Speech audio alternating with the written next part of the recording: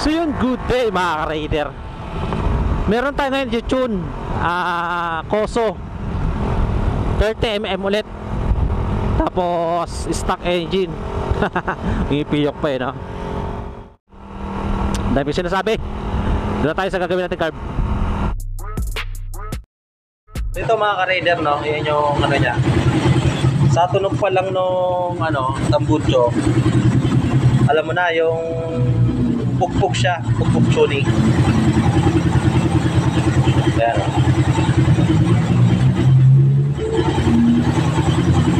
Alam mo stable no? Nagba-back down ka? Nagba-back down. Yung namamatay? Oo, namamatay. Nababa siya tapos namamatay? Oo. Ayun. Nagba-back down din mga ka-raider. Nababa siya tapos namamatay. Pakinggan nyo. Amoy ng tambucho. Kasi ito rin, tambucho. Masakit sa mata to. Ganito, masakit sa mata. Ayan, bumaba na ulit. Nagba-back down. So ito mga ka-raider, din naman ako magaling pero susubukan ko. Sana patino ko. So ito mga ka-raider, yung carb nya. Kita pa lang ang dumi na. Sobrang dumi na. Ayan o. Ayan dumi. Dilinisin muna natin mga ka-raider bago natin i-tune. 30mm. Ayan na, madumi na rin talaga. Ito maganda sa Koso. Kahit na madumi na, total performance pa rin siya. Mga ka-raider, unang set natin ng jettings. So ito siya. Naglalaro. Hindi na bababa yan. Alam mo okay na no? Kasi okay yung tunog ng tambucho sa kaya engine.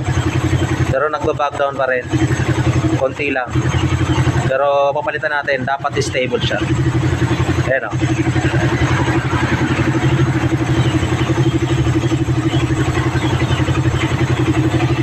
So another reject ulit tayo. Few minutes later. So yung mga ka-raider, ito yung radar niya sir. Yan RPM niya. Stock engine 30mm na Koso. Naka-clutch spring na rin pala ito mga ka-raider. Anong clutch spring mo? So yun ang na-obserbahan ko mga ka-raider no? Maganda yung clutch spring na Pito. Kasi yung sa Sun mga ka-raider napakahaba.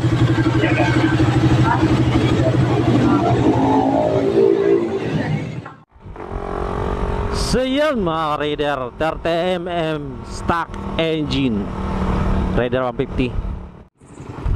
At kung nakatulong tong video sa'yo,